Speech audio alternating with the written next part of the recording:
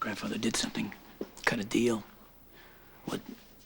Zander goes free if you what? AJ, stop, okay? He put the screws to you, Em. Admit it.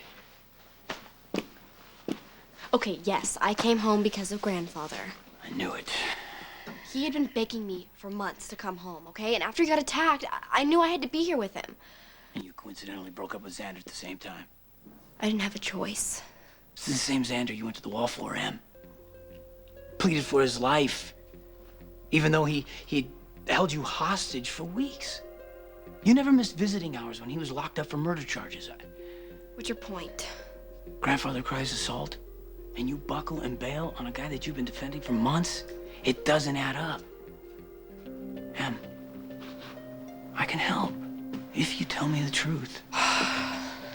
Look, I see the way you look at this guy. Look, AJ, no matter how I feel, Zander has a really horrible temper. I don't even like the guy, and I don't buy it. You love this guy. AJ, please, this hurts too much. Em, wait.